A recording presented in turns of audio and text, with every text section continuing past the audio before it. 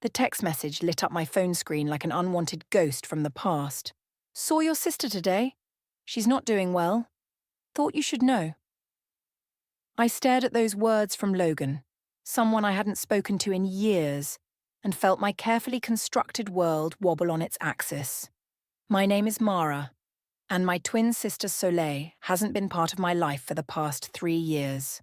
Not since she destroyed everything I held dear with a few carefully crafted lies. Earth to Mara! Luna waved her hand in front of my face, nearly knocking over her coffee cup. We were sitting in our usual spot at Cornerstone Cafe, where we met every Thursday to discuss freelance projects. You look like you've seen a ghost. Something like that, I muttered, sliding my phone across the table. Luna's eyes widened as she read the message. Oh shit. Are you going to respond? Delete and block, like always. I took a sip of my now lukewarm latte, trying to ignore the tremor in my hands. I've got enough on my plate with the Morrison website launch next week. You can't avoid her forever, you know. She's still your twin. Watch me. I pulled up my laptop, determined to focus on work, but the memories crashed through anyway. The last family dinner, the accusations, my mother's tears, my father's disappointment. Remember what happened last time? I asked, my fingers hovering motionless over the keyboard.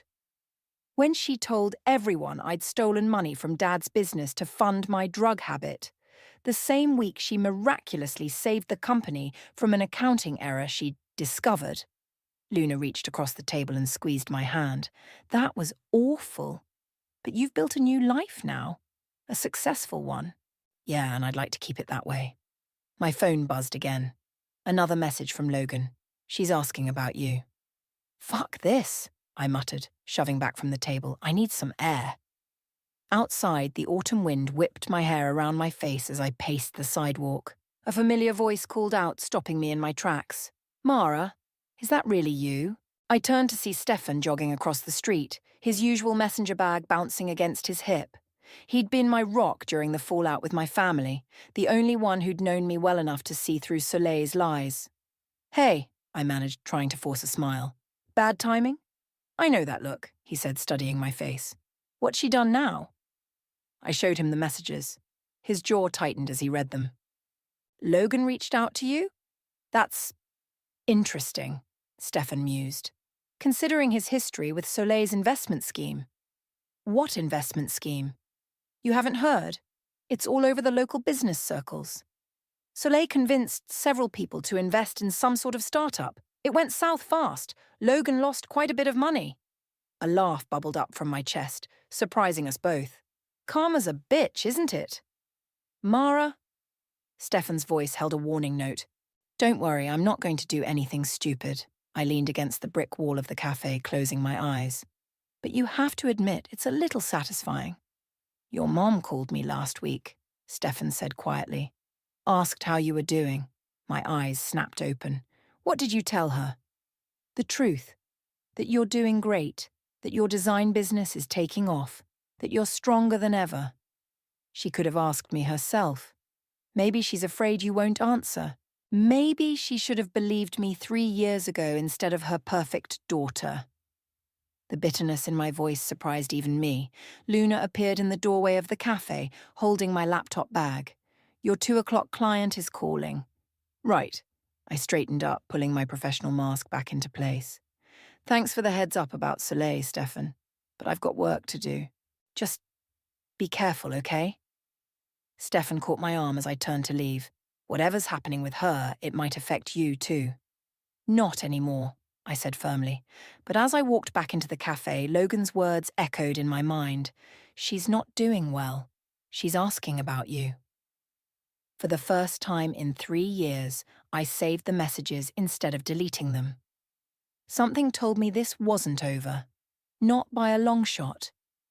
Luna watched me gather my things, concern etched on her face. You okay? I'm fine, I lied, slinging my bag over my shoulder. It's just another Thursday, right? But as I headed to my car, my phone buzzed one final time. A new message, this one from an unknown number. Mara, please? I need your help. S. I stood there, key in hand, while my past and present collided in 12 simple words. And despite everything inside me screaming to ignore it, I knew my carefully constructed piece was about to shatter. She lost everything. Stefan's voice crackled through my phone speaker as I paced my home office. The startup was a scam from the beginning. She convinced 20 people to invest, including Logan and 2 of your dad's business partners. I sank into my desk chair, staring at the string of desperate texts Soleil had sent over the past 3 days. How much? Close to 2 million total. Logan lost 300,000 alone. Jesus Christ. I rubbed my temples, feeling a headache building.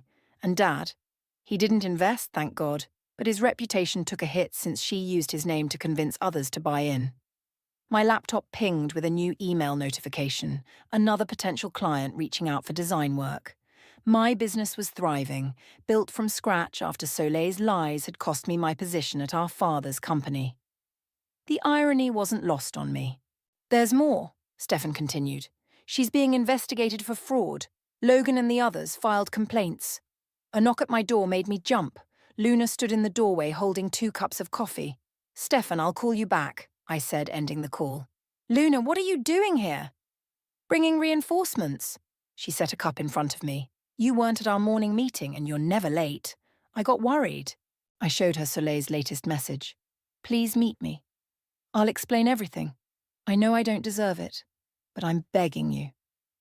Are you going to? I don't know. I took a sip of coffee, grateful for its warmth. Part of me wants to watch her crash and burn.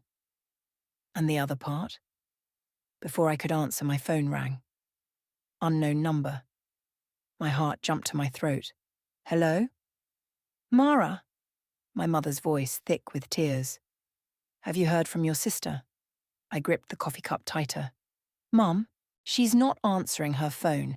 The police came to the house this morning asking questions. Your father is beside himself. Why are you calling me? The words came out sharper than intended. You haven't bothered for 3 years. A pause. I know. I should have listened to you back then.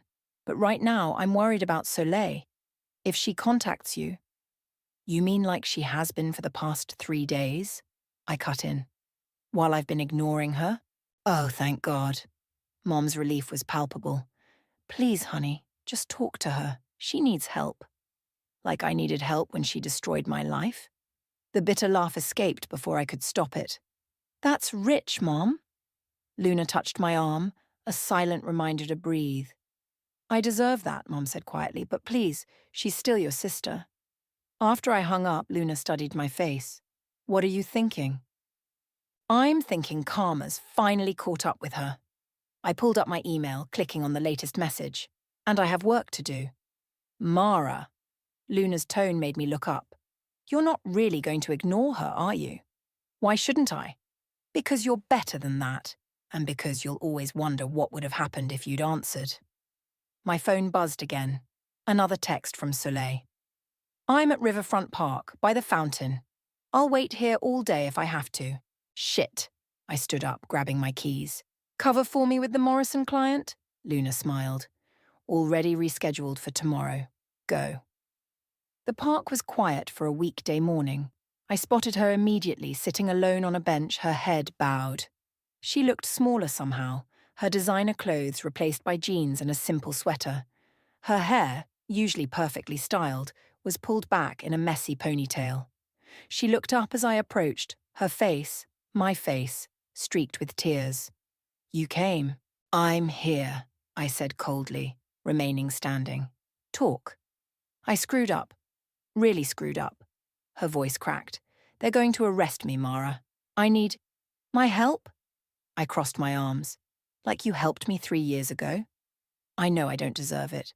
But you're the only one who might understand. The only one who knows what it's like to lose everything. Because you made sure I lost it all. The words tasted like ash in my mouth.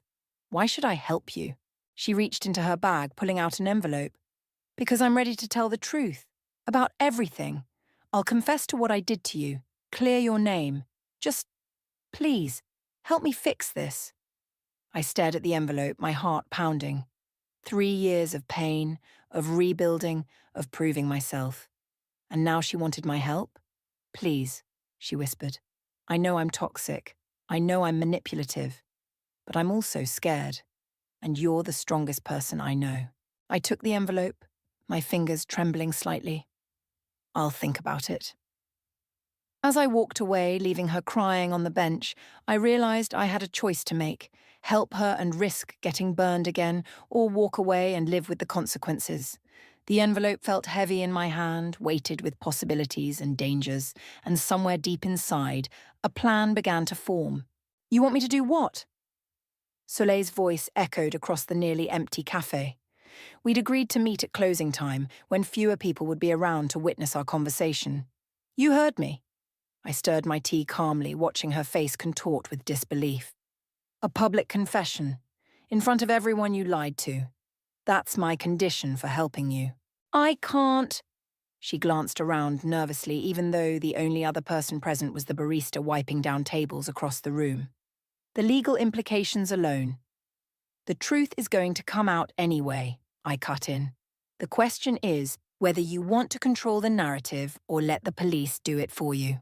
Soleil's hands shook as she reached for her water glass. 3 days had passed since our meeting in the park, and she looked even worse now. Dark circles under her eyes, bitten nails, designer watch conspicuously missing from her wrist. There's something else, she whispered.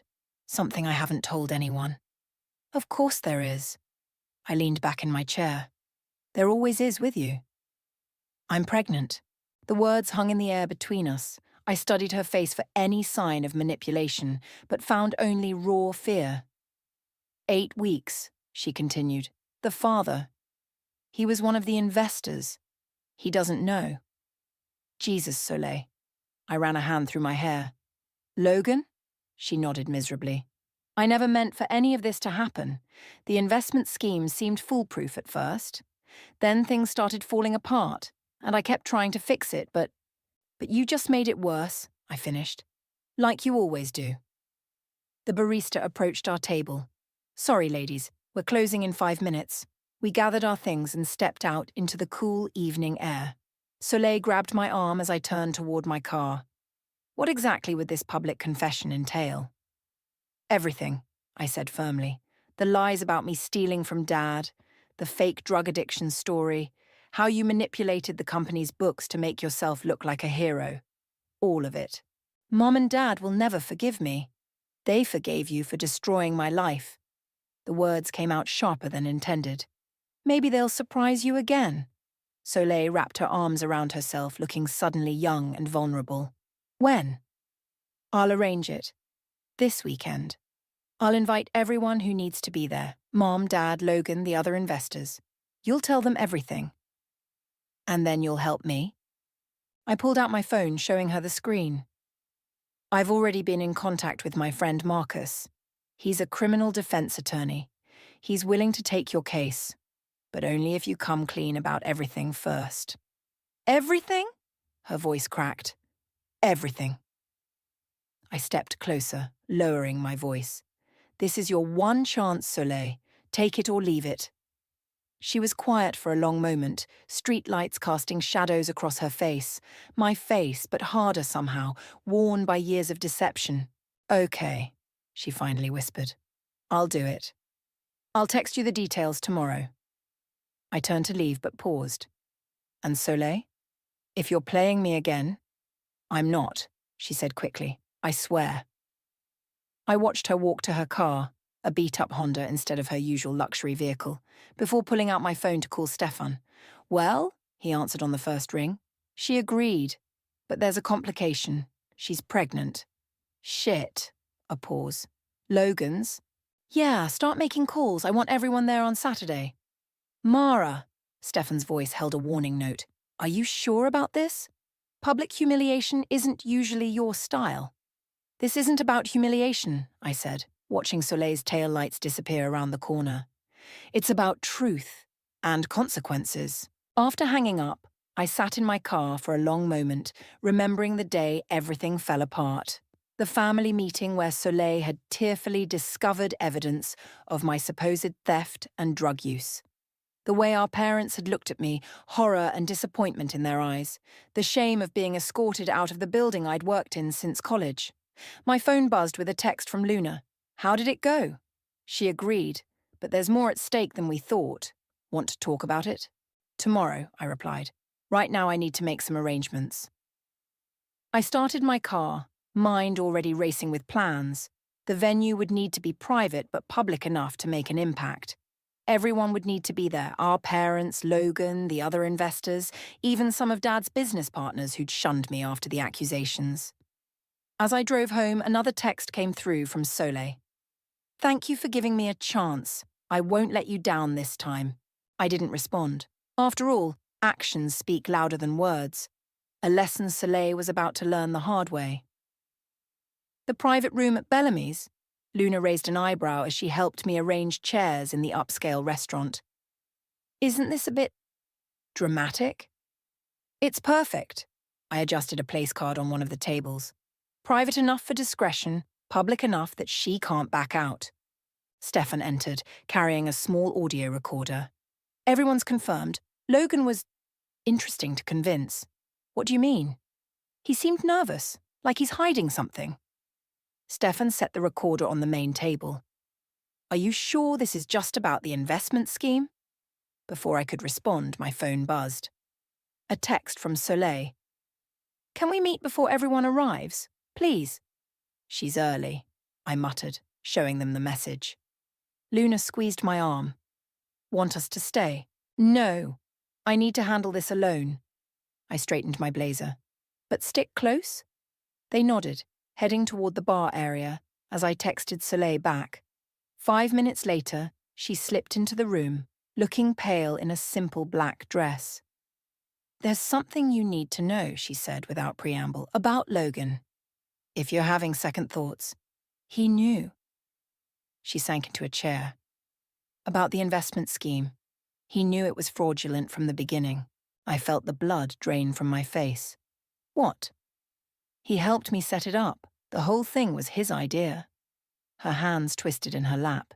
He only turned on me when it started falling apart. And the baby? Was a mistake. A drunk night after everything went wrong. She laughed bitterly.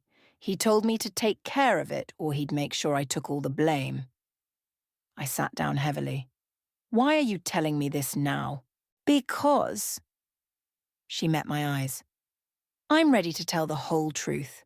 Not just about what I did to you, but about everything. Logan included. The door opened and Stefan poked his head in.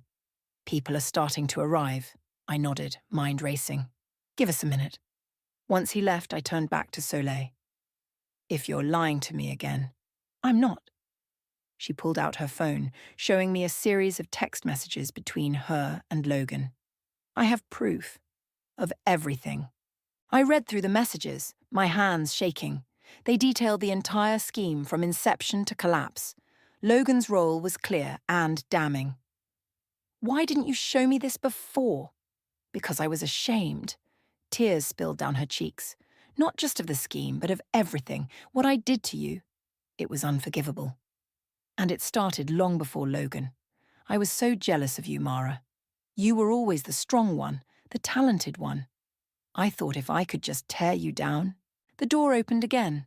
Our parents entered, followed by Logan and several other investors.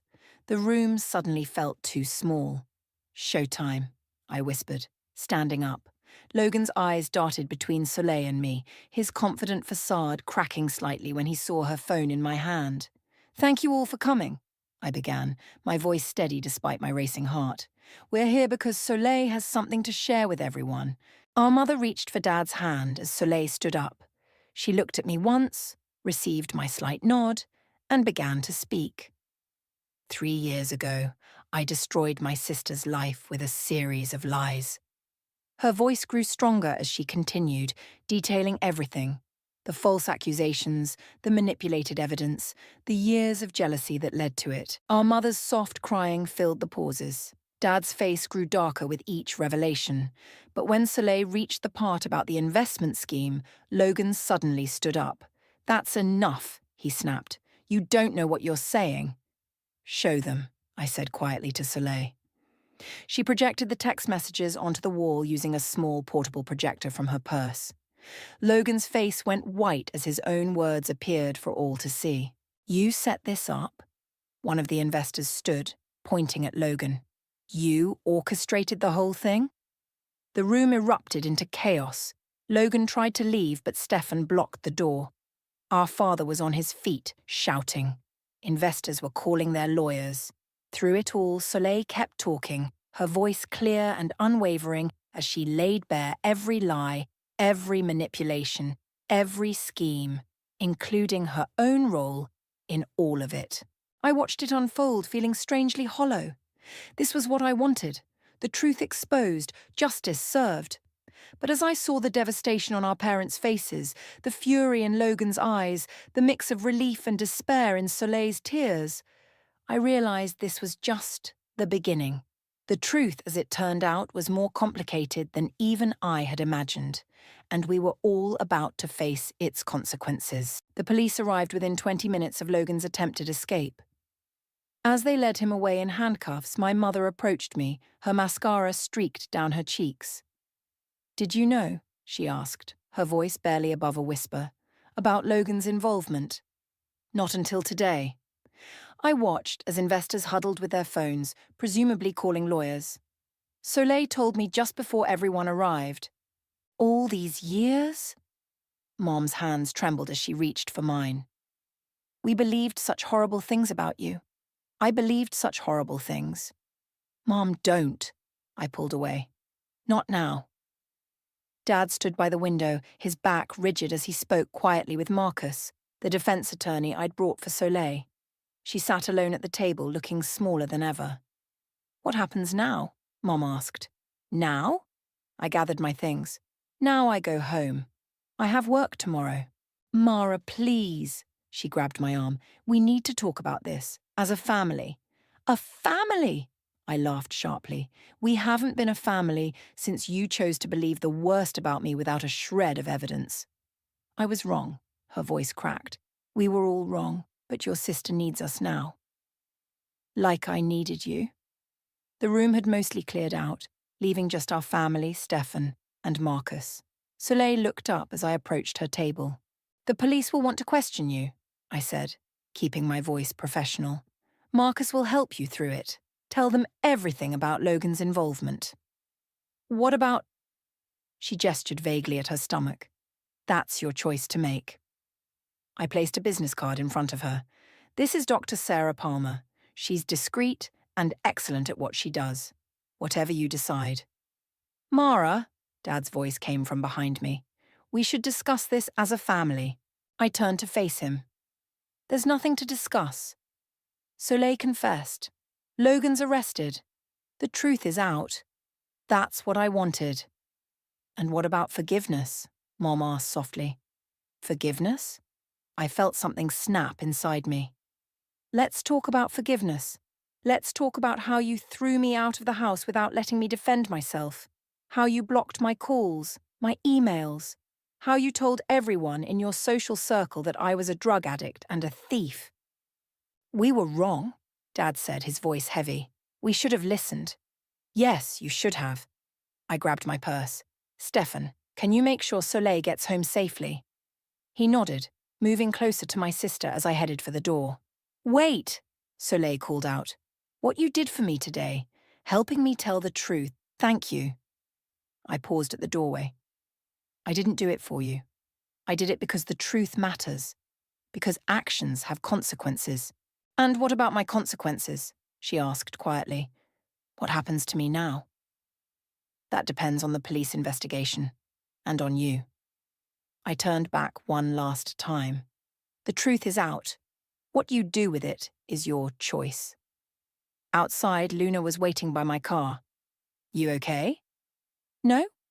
I leaned against the cool metal. "But I will be." My phone buzzed. A text from Marcus. "Police want to interview you tomorrow. Standard procedure." "Need company tonight?" Luna asked, reading over my shoulder. "Actually, yes." I unlocked the car. "But first, I need a drink." We ended up at our usual bar where I told her everything. Logan's involvement, Soleil's pregnancy, my parents' attempts at reconciliation. So what now? Luna asked, signalling for another round. Are you going to let them back in? I don't know. I stared into my glass. Part of me wants to. Part of me is screaming to run. Maybe there's a middle ground? Before I could respond, my phone lit up with a text from Soleil. The police are releasing me for now. Logan's being held. They found evidence of other schemes on his computer. This goes deeper than anyone knew. Jesus, Luna muttered, reading the message. What are you going to do? Nothing. I put my phone away. The police can handle it now. I'm done playing family counselor. Are you, though? Luna raised an eyebrow. Because it seems to me like you're just getting started. She was right, of course. This wasn't over. The truth was out, but the aftermath was just beginning. My parents wanted reconciliation. Soleil needed support. Logan's schemes were unraveling. And somewhere in the middle of it all, I had to figure out what I wanted. My phone buzzed again, Mom this time. We're having dinner tomorrow night, just the family. Please come. I showed Luna the message. Going. I don't know. I signaled for the check. But I do know one thing. What's that? Whatever happens next, it's going to be on my terms, not theirs. The truth might set you free, but it also opens doors you never expected to walk through. The question was, which doors would I choose? The family home looked exactly the same. Pristine lawn, gleaming windows, perfect roses climbing the trellis. I sat in my car for 10 minutes before finding the courage to walk up the familiar path. Soleil opened the door before I could knock. You came. I'm not staying long. I stepped past her into the foyer, the scent of Mom's signature lasagna filling the air. I have an early meeting tomorrow. Mara! Mom emerged from the kitchen, wiping her hands on her apron.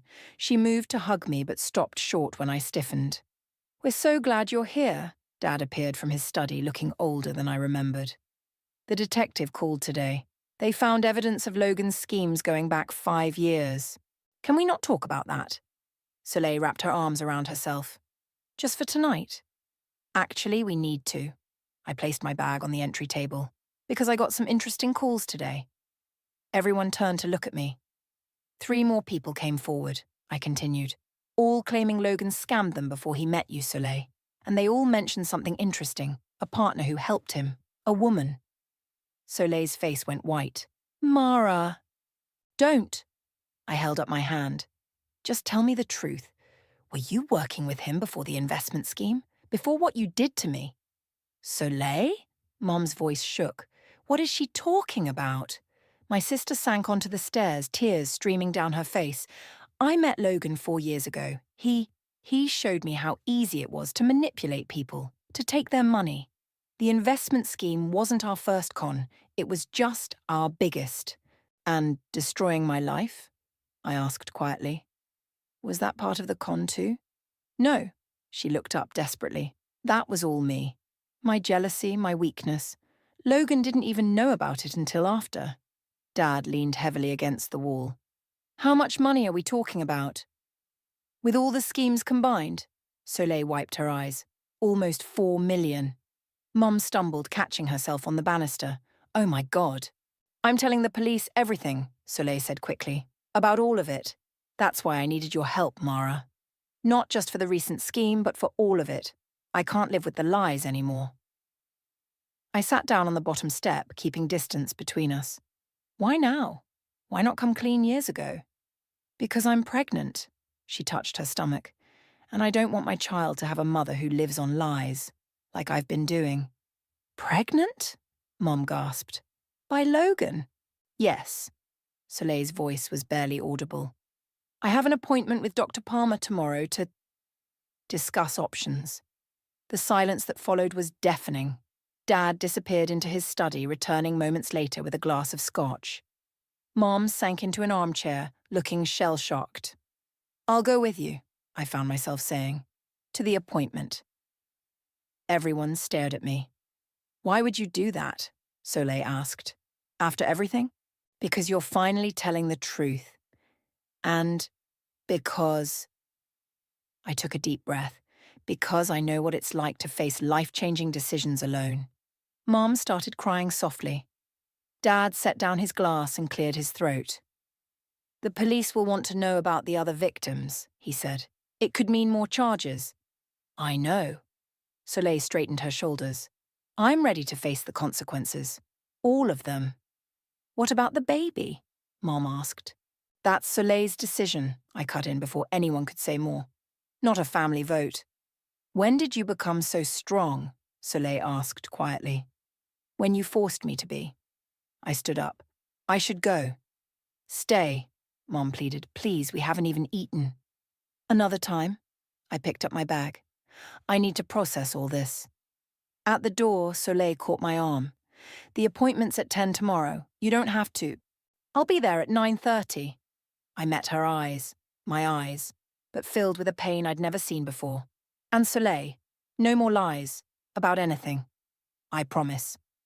As I drove home, my phone lit up with texts from Stefan and Luna, asking how it went. I ignored them, too overwhelmed to respond. The truth about Soleil was worse than I'd imagined, but her willingness to face it, that was unexpected. My phone rang, Marcus calling with an update. Logan's talking, he said without preamble, trying to cut a deal. He's naming names, dates, everything. Good. I pulled into my driveway. Let him talk. You okay? I thought about tomorrow's appointment, about Soleil's confession, about the years of lies finally unraveling. No, I answered honestly, but I think I might be. Eventually. The truth was messy and painful, but it was also freeing. And maybe, just maybe, it was the first step towards something real. 2 weeks after Soleil's decision to keep the baby, we sat in Marcus's office, facing the district attorney. The room felt too small for the weight of the moment. Full cooperation, the DA said, reviewing the papers in front of her. Names, dates, bank records, in exchange for a reduced sentence. How reduced? I asked, while Soleil gripped the arms of her chair. Given the extent of cooperation and her current condition, the DA glanced at Soleil's stomach. 2 years, mostly probation, some community service, and full restitution to all victims. And Logan? Soleil's voice trembled. Looking at 15 to 20. His previous schemes make a plea deal unlikely. Marcus leaned forward. When do you need an answer? Today. The DA stood up. The press conference is scheduled for tomorrow morning. Either Soleil appears with me to announce her cooperation, or we proceed with full charges. After she left, Soleil turned to me. What should I do? You know what you need to do. I handed her a pen. Sign the papers. Mom and Dad will be there tomorrow, at the press conference. She took the pen but didn't sign. Everyone will know everything. They already know. I stood up, pacing the office. The only difference is whether you face it on your terms or theirs. Marcus cleared his throat. The DA's offer is more than fair, considering the amount of money involved. Soleil signed the papers with shaking hands. As Marcus gathered them, she grabbed my arm. Will you be there tomorrow? Yes. I helped her up. But not for you. For me. It's time everyone heard the whole story. The next morning, the courthouse steps were crowded with reporters and familiar faces.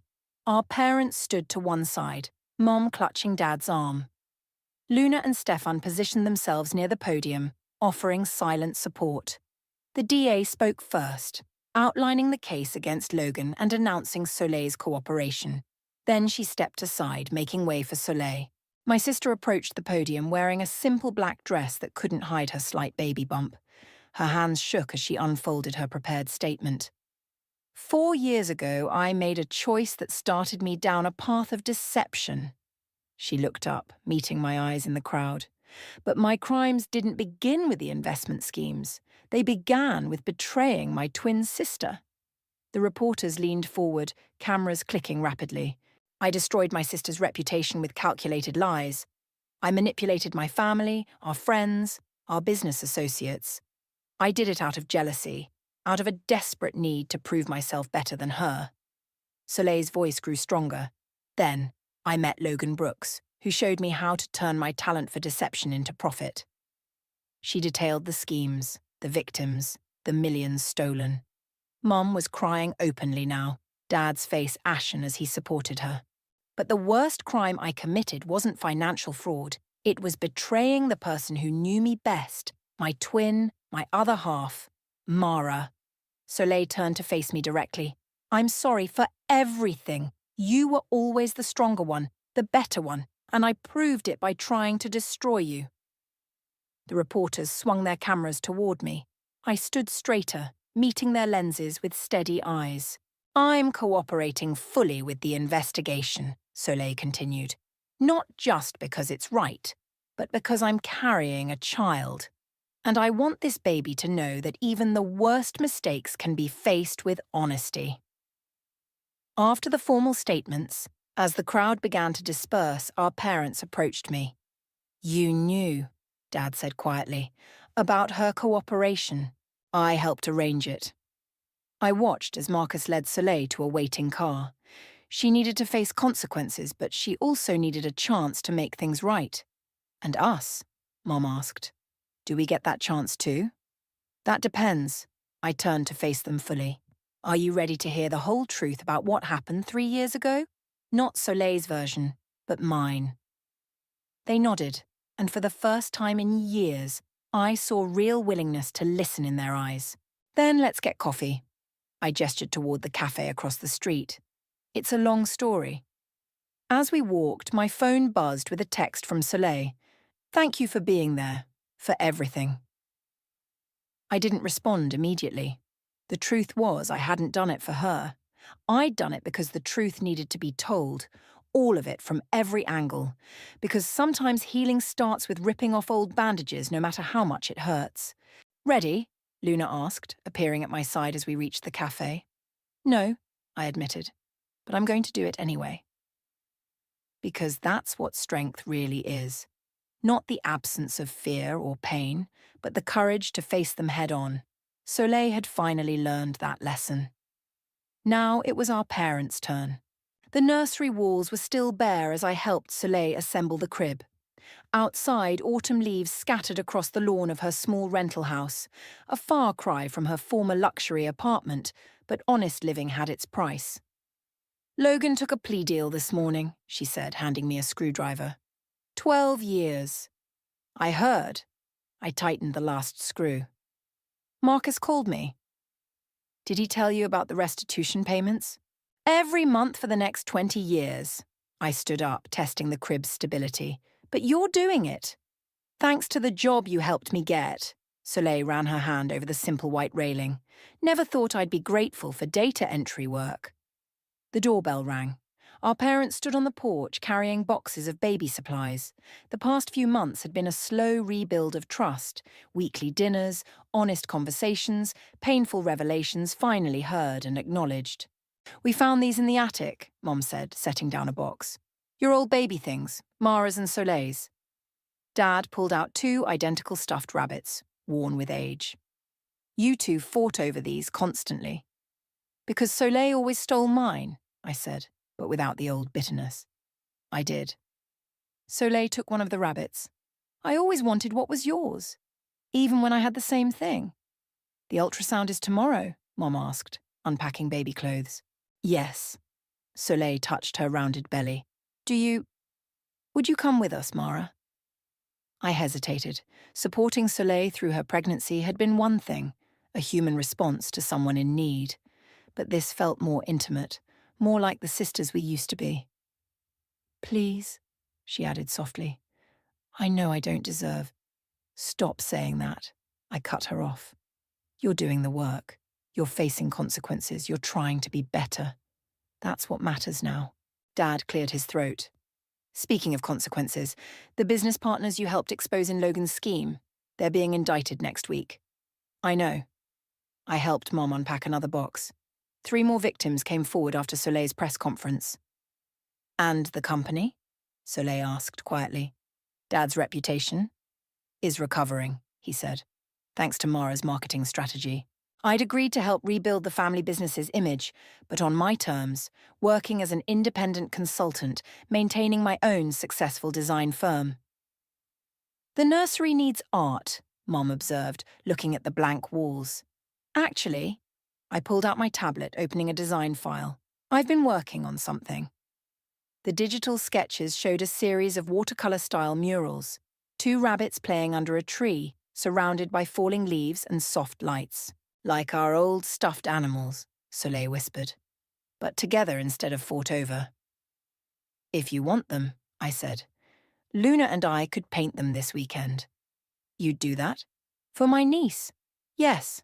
I set down the tablet. But Soleil, this doesn't mean everything's fixed. I know. She met my eyes steadily. But it means we're trying. All of us. Dad picked up the old rabbits, holding them out to us. Maybe these belong together too, like they were always meant to be. I took mine, or maybe it was Soleil's. After all these years, who could tell? The soft fur felt familiar under my fingers. The baby's kicking, Soleil suddenly said. Here. She reached for my hand. I let her place it on her belly, feeling the strong movement beneath. She's going to be fierce, I said, like her mom learned to be. Like her aunt always was, Soleil corrected. Mom wiped tears from her eyes as she watched us. Dad pretended to be very interested in the crib assembly instructions. What time tomorrow? I asked, stepping back. 10. Soleil clutched her rabbit. You'll come? I'll be there at 9:30. I gathered my things. With coffee, real coffee for me, decaf for you. At the door, I turned back one last time. The nursery was still a work in progress, like all of us, like our relationships, like the truth we were still learning to tell and accept. Mara, Soleil called. Thank you, not just for tomorrow, for showing me what strength really looks like. I nodded, unable to speak past the sudden tightness in my throat. Because that's what real strength is, not in revenge or punishment, but in the courage to rebuild, to try again, to love carefully and honestly in spite of past wounds. The rabbits sat together on the crib rail, worn and loved, separate but connected. Like us. Not perfect, not completely healed, but finally real.